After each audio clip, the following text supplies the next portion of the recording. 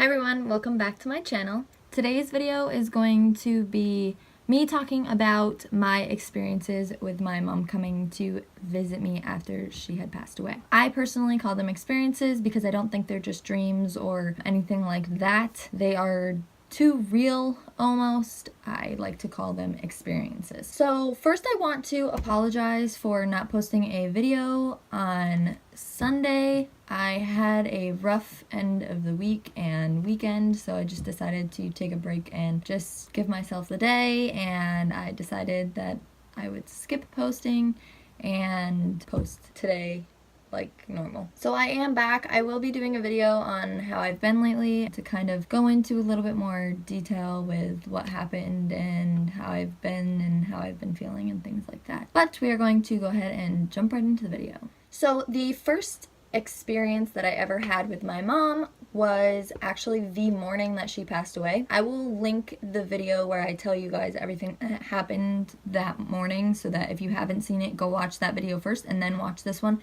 so you kind of know what I'm talking about. So we had gotten home from the hospital and I wanted to take a nap. Kyle was with me, so we both wanted to kind of just sleep. I was like, I guess you could say kind of afraid to fall asleep because I was afraid that I was gonna die too. I know, really weird, but I was like trying to fall asleep, but it wasn't really happening, so I was kind of just laying there, but I did end up kind of dozing off. Like, it felt like I blinked, I guess. I dozed off, and I can't say I woke up because I don't know that I did, but I had this experience where I like sat up on the edge of my bed, and my room in my mom's house was pretty big. It was the master, so it was fairly large. So I had my bed in one corner of the room, and then like opposite to my bed, diagonally opposite to my bed, was my closet.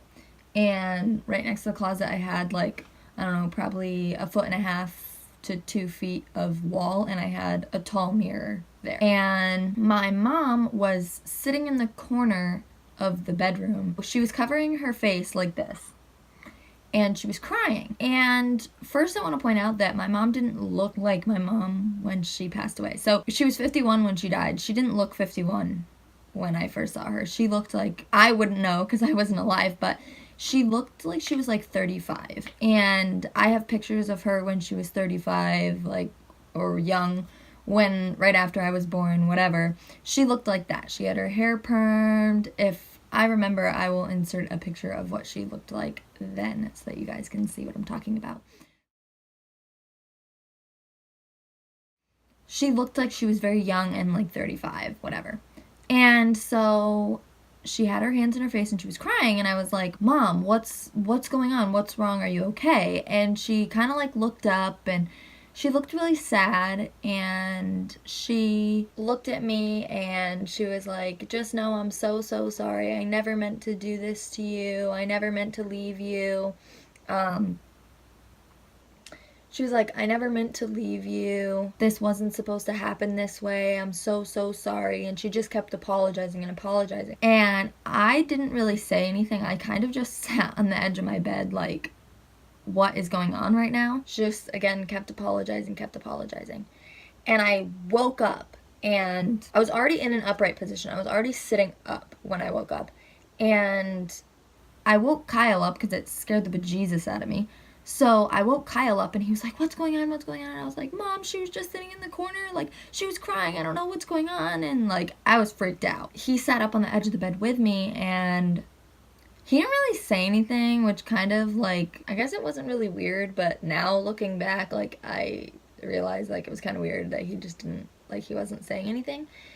And come to find out, I guess my mom had put her hand on his lower back, and she was just kind of like sitting next to him, and she had her hand on his lower back. And he told me that, and he says that whenever now he feels her, or whenever he feels a hand on his lower back, like a warm hand on his lower back, he knows that she's there, because that was her telling him, you know, I'm here, whatever.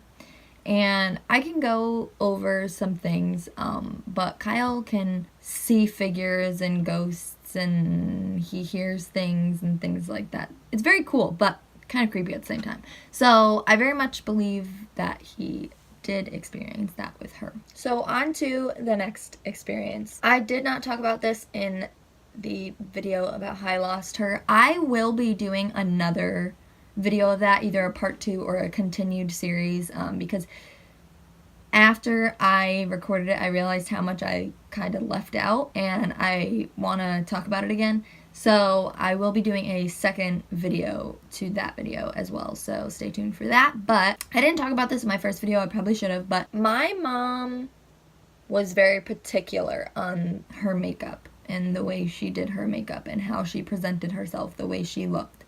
Me and my mom got ready every morning together in the bathroom. I did my makeup in the bathroom mirror, she did her makeup in the bathroom mirror. And so I knew her makeup routine. I knew how she did everything. I knew how she put it on, how she did her eyeshadow, everything. All of it. When my mom passed away, I knew that I had to do her makeup for the funeral because I was not going to let anybody else do her makeup, because I don't know if anybody that's watching this right now has ever been to a funeral with an open casket, but when you see the person, they don't even look like themselves. Because I don't even know what you call it, but like the funeral home director typically does the makeup, or they have like a cosmetologist come in and do the makeup, and they don't know how they did their makeup, so they typically don't look like themselves. And also because of like drooping and things like that, when people die, their skin droops, whatever, and so they have to put like fake makeup on, which is fine, but I wanted her to look like her when everybody said goodbye to her. I didn't want her to look like somebody else or somebody she wasn't, and I know that my mom would appreciate that because she was very particular on the way she did her makeup. So I requested that I do her hair and her makeup because she was very particular on the way she did her hair as well. The day before her funeral, I believe it was a Friday. So it was a Friday when we had the wake. The Thursday before, my aunt, my mom's sister, came and picked me up so that we could go and do her makeup. It was, I don't know, it was like a 10 o'clock appointment or something that we were going to be there for. It was like 9:45 and I was still asleep. My mom had a routine every day to wake me up at like, I don't know, for high school it was like, I don't know, 6 o'clock. She would come in my room and wake me up. I would never get up. I would always roll over and go back to bed. So at around like 6:30, which is when like I had to get up right then, otherwise we were not making it to school on time, or maybe it was like 6:15, I don't know, 6:15, 6:30, whatever time it was, she would yell from the bottom of the stairs, because we had a 2-story house and my room was the first door when you walked up the stairs. So she would yell from the bottom of the stairs, "Caitlin, are you up?" I swear to goodness, that morning it was like 9:45 and my aunt was going to be to my house at 10. I swear to goodness, I heard my mom yell from the bottom of the stairs, "Caitlin, are you up?" I woke up like, and I was like, what the heck? And my boyfriend Kyle was like, what, is everything okay? And I was like, oh my God. It was the weirdest thing I've ever experienced still to this day. Even over the first experience I had, that was the weirdest thing I've ever experienced. Just because it was so surreal. I mean, it sounded so real. So real. And there's just no way to explain it. It sounded just like her. She knew I was going to be late, and I like to think that she knew I was going to be late to doing her makeup, so she was like, "Get your butt up, because you need to be doing my makeup." I don't know, that was very, very surreal. So the next experience that I had was my first real, I'm still going to call it an experience, but my first real, like, dream that I had of her. So it was probably about a month or two after she had passed away, and my grandmother lives in Florida, my dad's mom. We used to vacation there about every single year when we were younger with my mom and my dad. We would go as a family. We do now go every single year in August, so in August I will be posting family vacation vlogs and things like that. But it was, again, about a month or two after she had passed away, and I was sleeping and I started having this dream of my mom. So my grandma's house there's like a wall dividing the living room and the kitchen, and then there's there's a doorway if you're in the living room, there's a doorway on the left side, and then there's a huge opening on the right side. So anyways, so you could walk around either way to get into the living room. If you were coming from the kitchen, you could walk either through the left door or you could walk through the right, like, opening. And I was coming through the right opening, and my mom was sitting in what used to be my grandfather's recliner. My grandfather has passed away, but that was his recliner, and so she was sitting in it.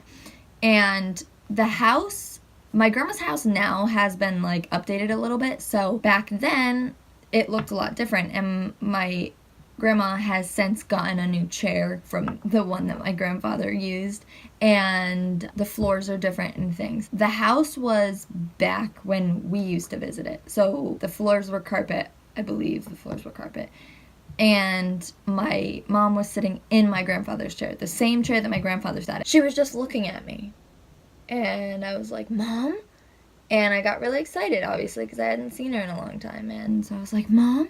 And she was like, yeah, hi, how are you? Like, how have you been? I asked her if I could hug her, and she said no, that if I hugged her, that she would have to go away. And I said, okay, I understand. And we sat and talked for a while. I had said how much I missed her, and that, things have been really hard without her. And she said that she knew, she's been watching, and she's been visiting everybody, and things are hard for her too.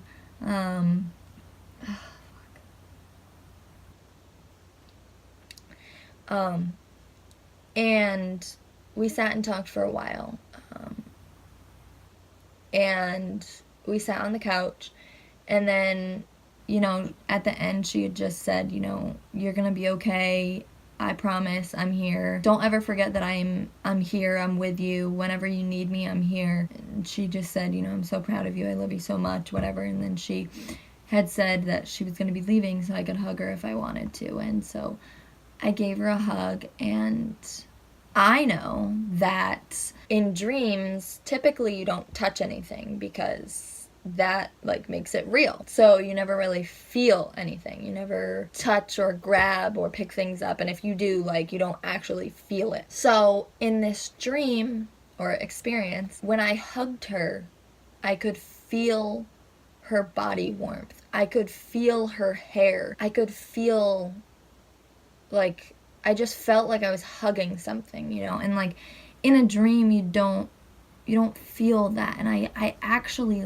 felt her body, and it was just so real. I don't know, there's no other way to explain it than it was amazing. So I want to talk about a dream that I had and a dream that my aunt had, that my aunt has told me about. So I had a dream. I don't honestly remember when this one was. I know it was a little while ago, probably 2 years ago, maybe a little more. But I had a dream. I don't remember where we were when I saw her, but there was a couple people there. I think we were at a party of some type, because there was a few people there. And my mom was standing there, and she was just smiling. I had gone up to her, and I was telling her how much I missed her and how hard it's been since she's been gone and things like that. And I was just talking to her, and she just smiled at me the whole time. And then when I had stopped talking, she had just said to me, Caitlin, I'm at peace. And then I woke up. And that gives me a lot of reassurance, knowing that, again, I'll probably go into a little bit more detail at a later time about why she wasn't at peace here, I guess you could say. But it just gave me a lot of reassurance that she was happy, she was at peace, she was where she was supposed to be. And my aunt had a similar dream that she had told me about. I believe it was my graduation party. She'll correct me if I'm wrong, but I believe that it was my graduation party. The dream was at my graduation party, and my mom was either sitting or standing, I don't remember, but she was kind of doing the same thing, just smiling. And my aunt had gone up to her and was saying, how much we all missed her, and, whatever, just going on and on about how we all loved her and we all missed her, and it was so good to see her, and she looked so good. And my mom never said anything. She just smiled. And my aunt had told me, it really gave her reassurance too, because she looked happy. She looked happier. She looked at peace. And it was very surreal for me. Again, I know I keep using those words a lot, but it was very surreal because I had a similar dream, and it just kind of made me feel that she really was at peace and she really was happy. So my next, I wouldn't really call it an experience, but it's just weird, I guess you could say. Me and my brother Michael have the same dream.